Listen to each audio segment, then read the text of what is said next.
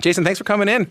You got it. My pleasure. And you directed the season 2 premiere of Privatised. Is Yes. that right? Yes. And it's set in the season set in the world of professional car racing, and which I know is a big passion of yours off screen. Is that a reason that you were passionate about doing this first episode, directing it? Well, really, the first episode of every season is the only episode that I can do. Once the train is out of the station and the show starts shooting, I don't have time to sleep, basically. So I don't have any time to prep an episode, to do any of the groundwork that's necessary, the prep work that you have to do to direct an hour of television. So the first episode is really my only opportunity. So it just so happened that the season opener of season 2 was set in the world of auto racing, obviously a world that I know a lot about, so it was just completely fortuitous that the episode I was scheduled to direct was the auto racing episode. I was going to say, because you're kind of busy enough, why would you take the time to direct an episode at all? What does it give you creatively? Well, when I'm not working on Privatised, I spend all my time directing other people's shows. Yeah, that's just what I do. Yeah. And I. But what does it give you to direct a series that you're in? It just gives me more creative control of what's happening. Really? On the floor, yeah. And I like that. Right. You know. I was thinking when I'm a musician, so when I watch guitarists on camera, I often get really frustrated because I go, "Oh, you're not really playing that," right? Or like, "That's not how you hold that," right? Or that's not. Watch a saxophone player. That's not how you play. Like right. And you watch. I remember that. I'm going to get in trouble with that movie Sean Pym was in, and he was a gypsy jazz guitarist from France, and I was just going like, "That's not. Get the right chord, man. Like that's not how you do it." Right. As a race car aficionado, so someone so steeped in the world of race car driving was bringing authenticity to this season important. Yes. I wanted to. Of course, you're somewhat limited by the story that you're telling, and there are things that you sort of have to gloss over. There are also things. You can also geek out on things too much that the layperson they'll never understand it, nor do they necessarily need to understand it, right? Right. I mean, same thing with music, right? You get a bunch of musicians together, and they'll geek out on stuff that like people who aren't that don't have that kind of intrinsic knowledge about music will never comprehend what you guys are talking about. And racing is the same way in a lot of ways. So it sort of like, I sort of had to pick my battles with some of those things, but I tried to I tried to make our racing episode better than most racing episodes. I remember what was the show about the dog who used to save everybody? The shot in Edmonton. The Littlest Hobo? The Littlest Hobo, yeah. They did a racing episode. So I just tried to make it better than the Littlest Hobo. Do you remember that one? Episode. That was yeah. See, they were racing go-karts, but it was a racing episode. You see, most of the time, dogs can't drive stick. They can only drive automatic. That's so unrealistic. In Privatised, you play one half of a detective duo alongside Angie Everett, P.I. Angie Everett. Yep. And your professional relationship in the first season was rocky. And Angie was often brushing your character off and pushing you away when you were trying to get more involved into the investigations. Yep. However, just from watching the first episode of the new season, you can tell that there's been a change in the dynamic. How has that dynamic changed? Well, at the end of the first season, Angie made Matt a partner in the agency. So now the two of them are much more on even footing with each other, and I think that that power struggle has sort of come to an end, and the two of them, the give and take between the two of them is much more even now. Does that change how you approach the role as an actor? Because there's one thing when the driving motive behind your acting is a character that's trying to prove themselves, but there's another thing when now you're a PI. Yeah. Does that change the way you approach this character? Yeah, absolutely. Absolutely. Does it make it more or less interesting? That's a good question. It doesn't make it less interesting. It just makes it differently interesting. Yeah. But I think that the power dynamic that we've worked to set up on the show is that Matt Shade is at the center of these three women that sort of pull him in different directions. He's got Angie, his partner, and Becca, his ex-wife, and Jules, his teenage daughter, and he is always trying to. He's always being pulled between the three of them, and that's what creates a lot of the difficulties for Matt, but also a lot of the good things that happen in Matt's life is because of his relationships with these women. He's a complicated character in some ways. He is a complicated guy, but at the base of it, he's a pretty simple guy. He's a simple guy who grew up in athletics. Yeah. And the rules of athletics are pretty simple, and so he tends to fall back on that stuff more than anything. But I think that the love that he has for his daughter and the way he wants to protect his daughter seems to be the thing that drives him more than anything. It's funny, we've been having a lot of conversations about that on the show. We've been talking a lot. We had Jay Baruchel in to talk about Goon. Yep. We had two fellas, and I can't remember their names right now, but they made a movie about a hockey enforcer that ended up becoming a hitman. Right. There was a graphic novel by Jeff Lemire about another enforcer who ends up down on his luck and living in the arena, living in a cot above the arena that he used to play at. Like, I wonder why it is that we're so fascinated with what happens to professional athletes when the time ends, that they're no longer professional athletes anymore. Well, it is a fascinating subject. Yeah. Because we hold these people in such high regard, and they're the gladiators of our time, and they're heroes to young people. Yeah. And to see them fall from grace is a tragedy, on a lot of levels. So I think that's why we are all fascinated by it, because in a lot of ways it shouldn't be, and it should never happen. You look at these guys and you look at their careers and you look at their lives and you think, how could this possibly happen? You made this much money during your career, and how did this where did it all go wrong? And and the reality is, they might have made $20 million in their career, but that means they only kept $8 million of it, and you have a couple ex-wives and a couple bad business investments, and all of a sudden you got none of that money left. You know what I mean? Like, it doesn't take a lot for that kind of money to evaporate, as opposed to people just think you made $8 million over 15 years. That should be enough to sustain you for the rest of your life. And the reality is your life will always expand to eat up the money that you're making, no matter how much money you're making. We all know people and we've all seen people that all of a sudden are making a lot of money.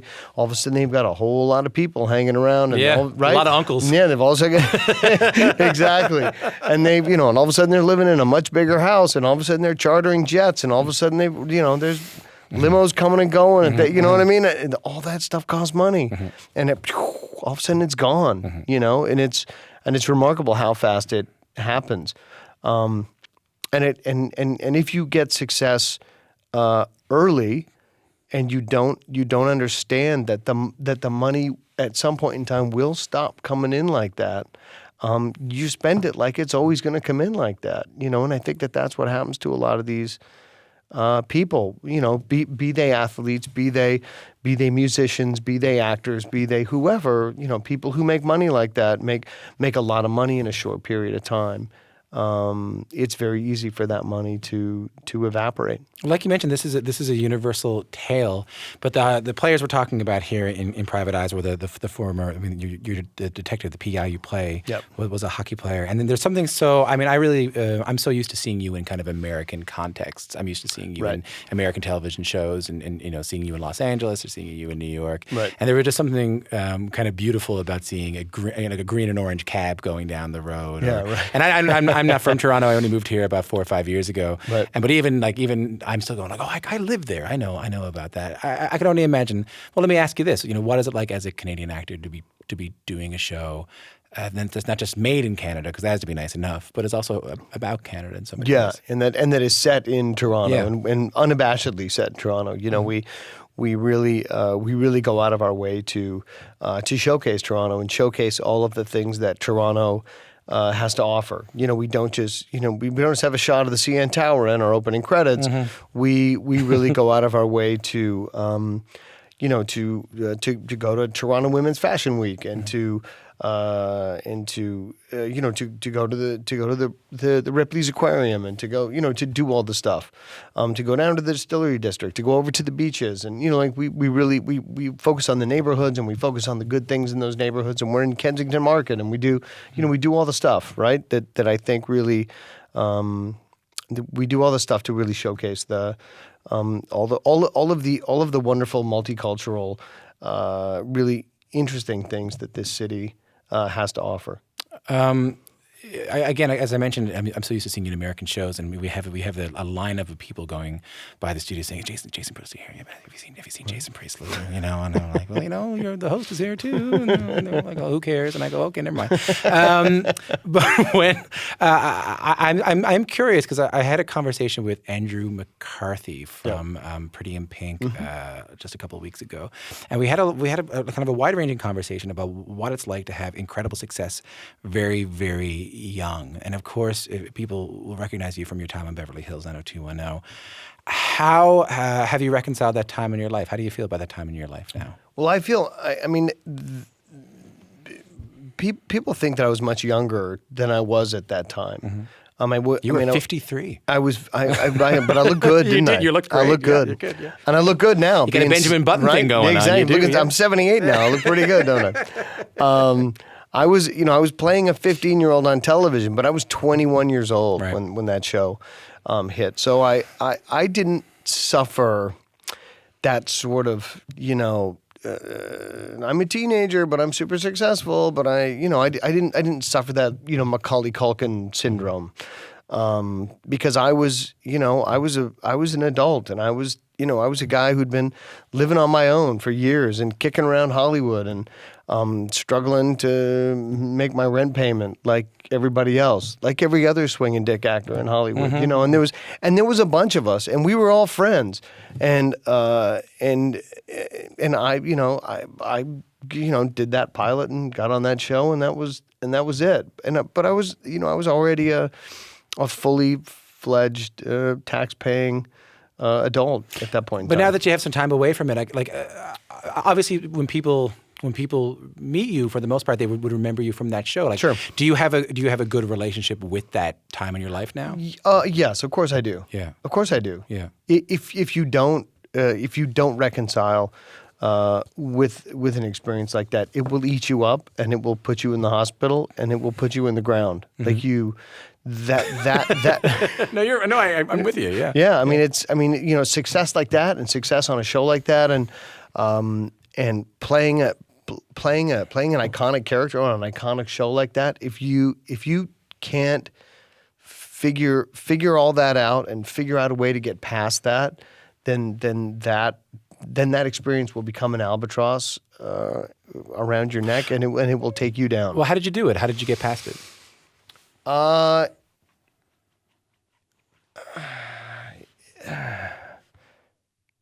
drank a lot. No, I'm kidding. It was for me, it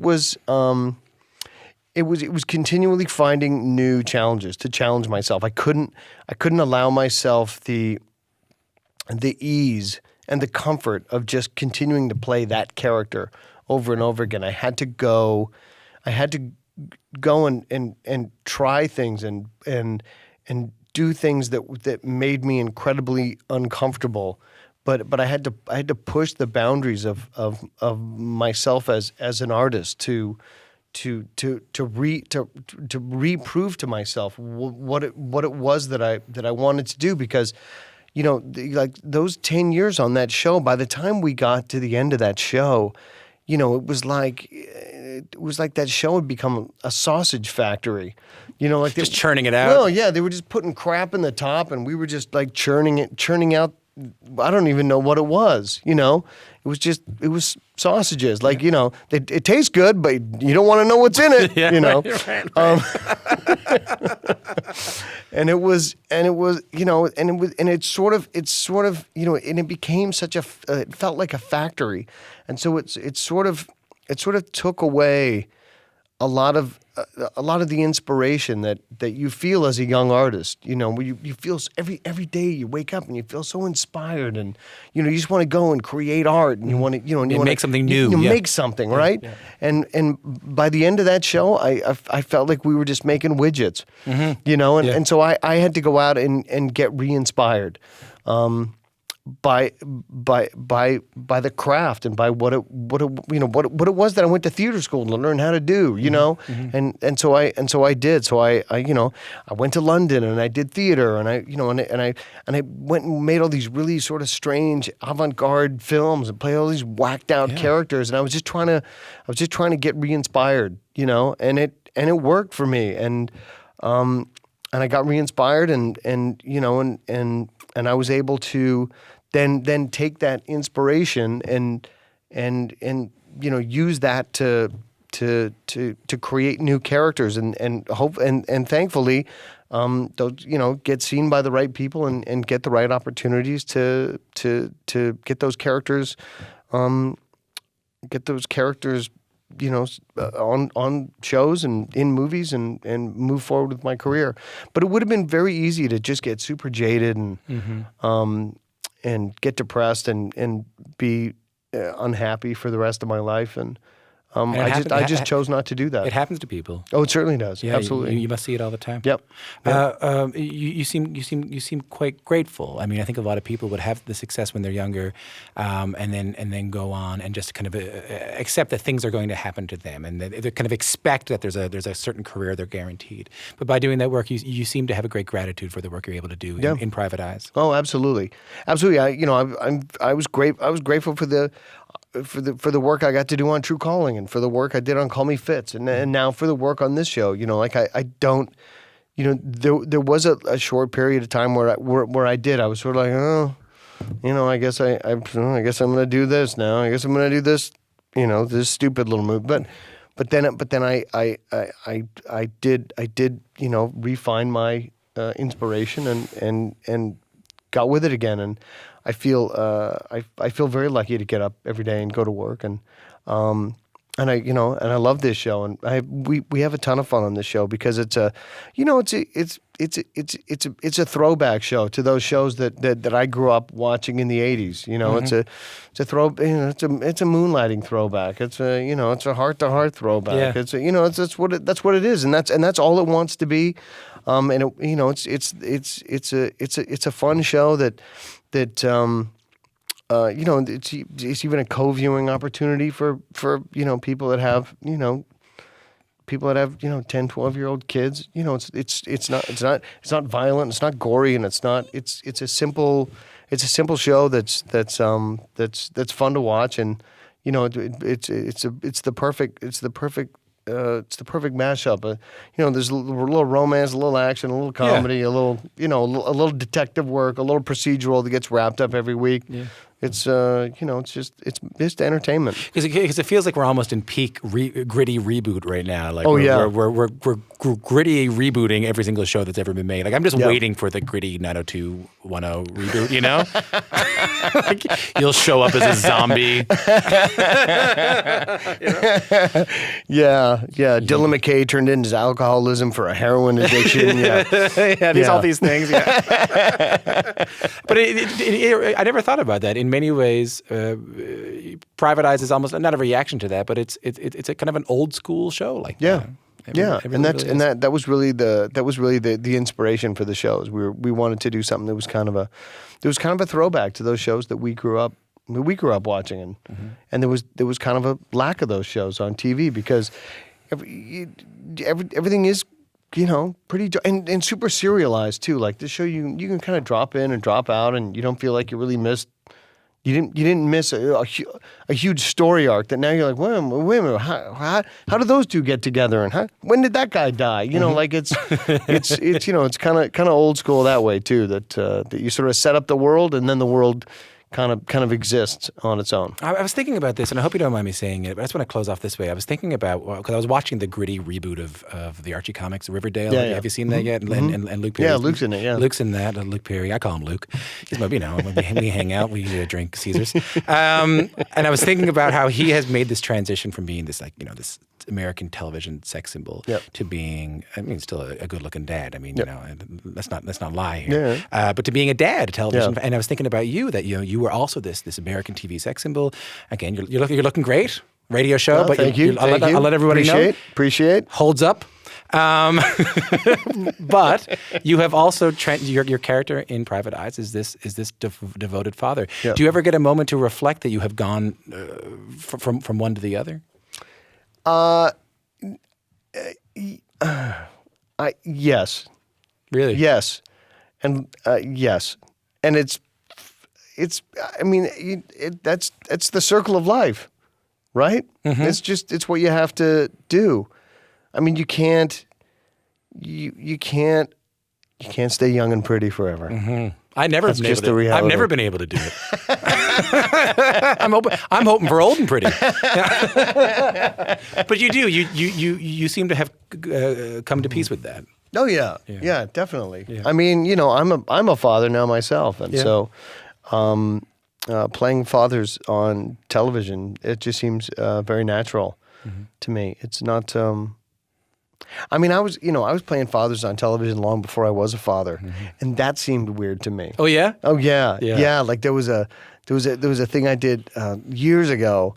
I did an episode of Masters of Horror that Joe Dante directed, and I had like a 14-year-old daughter in it, and I was like at the time I was like 37, 36 years old. I was like, how do I have a 14-year-old daughter? Like, what? Well, I guess people do that, right? Yeah, have a kid when you're 22. Next thing you know. But I was like, really, Joe? Like, are you okay with this? So is having a kid now, how many do you have? I have 2 kids. I have a 9-year-old daughter and a 7-year-old son. Has having children now made it easier to play a father in this show? Very much so. Yeah. Yes, absolutely, 100%. How so? I'm dying to know. Well, because because you don't have any kids yet. No. Right. Thanks for giving me yet, though. I appreciate changes that. Having kids it's really hard to explain, but there's a shift in the way that you look at things, and the way that you look at the world, and the way that you relate to children. Once you're a parent yourself, the way that you not only relate obviously to your own kids, but the way that you relate to other kids in the world, it changes because it has to, and it's really hard to explain to someone who doesn't have kids. And I used to have conversations before I had kids myself. I used to have conversations with my friends who had kids, and they'd say this, and they'd say things like this, and I'd be like you. I'd be like, yeah, nod my head, but I really didn't know what they were talking about because I had no frame of reference. No, I don't. And then when you have kids one day, you're going to think back to this conversation. You're going to go, God damn it, he was right. Priestley. Jason, thanks so much for coming in and talking today. Right, you got it, Tom. I really appreciate that, man. Thank you.